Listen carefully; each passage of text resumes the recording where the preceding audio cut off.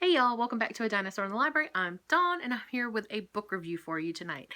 So, as I said in my last video, I have been reading through my shelves, one shelf at a time, just straight through, and I have finished the first one, but tonight I just have a review that is sort of off of that plan. So the top two shelves of this bookshelf over here that you can't see in my videos are the very, very top shelf, which isn't actually a shelf, is my Stephen King collection, and the one below that is our horror, mystery, thriller, that sort of thing. And so I read the 3 Stephen Kings that I had and the books on the top shelf that I had not read yet. But a good friend of mine, Russ Franklin, who is also my former professor, I took fiction technique from him back in 99, and then I also took, or 98, I think.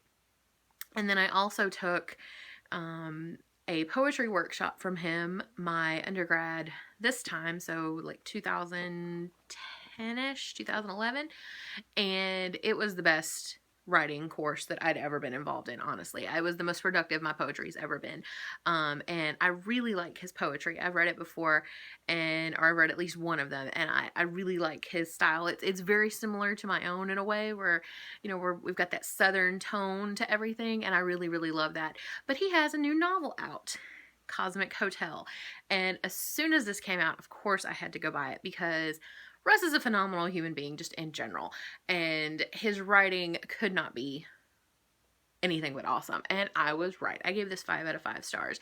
And if you follow me, usually I don't give things 5 out of 5. So usually I'll give them like 4 or something like that. But I really, really did love this story, completely aside from knowing Russ.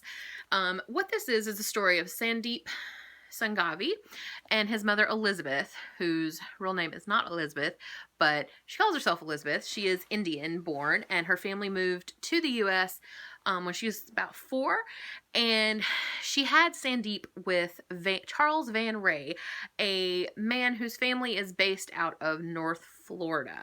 And Sandeep and his mother don't really have contact with his father, who is a pretty famous astronomer, and he and his mother travel the country with her hotel consulting firm. And what they do is they stay in a hotel, decide whether or not it is viable, and they tell them, these are the improvements you need to make, these are the problems you're having, or they tell them, shut it down, right? So this is what they do. This is what they spend their lives doing. And on one hand, I think he really enjoys that, and on the other hand, he's living in hotels, and he's got all these weird things going on. At the beginning of the book, his father calls him, and his father does call every once in a while asking for money, because he and his mother are fairly successful with their business, and his father just never has any cash. So his father calls asking for money and tells him that he has made this great discovery. And so Van Ray is an astronomer who's published multiple popular science books, but he works on SETI, which is the search for extraterrestrial intelligence, and he believes that he's found something. And he tells Sandeep that he's got a new book coming out, but he needs some money, and that, he'll send him a copy and all this stuff. So Sandeep sends him the money, and, Van Ray drops off out of his radar for a little while. But then Sandeep starts getting these strange phone calls and strange text messages, wanting an introduction to Van Ray and wanting to get in contact, and suddenly things start happening that are very strange.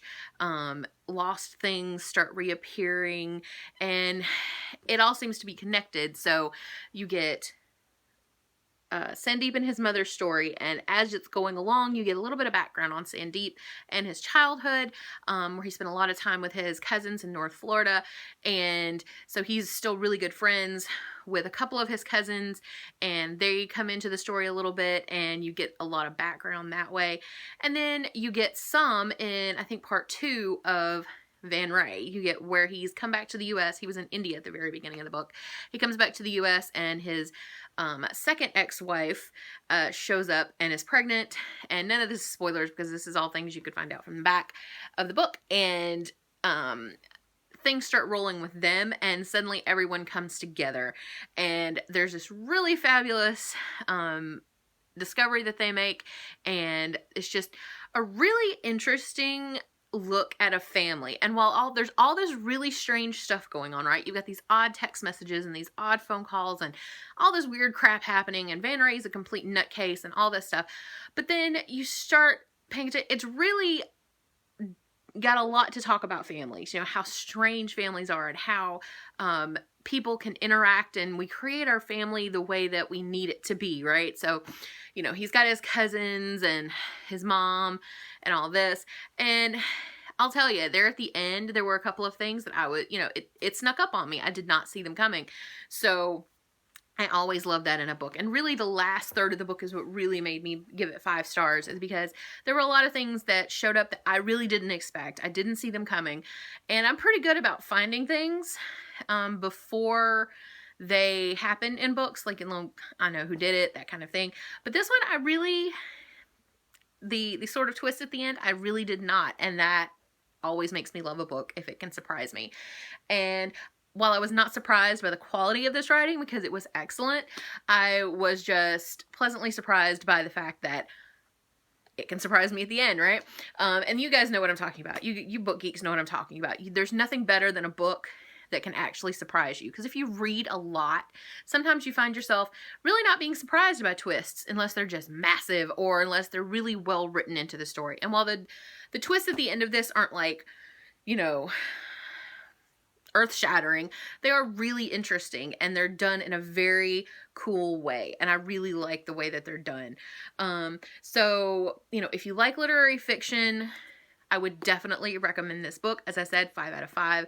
You can get it in paperback. It's also available in ebook. I will leave, I got mine through Amazon. No, I didn't. I got mine through Books A Million. I tried to, okay, let me break this review for a rant just for a minute. I tried to pre-order this from Amazon and it kept not coming. And I emailed and they're like, oh, it's not available. I'm like, well, what the heck is a pre-order for then?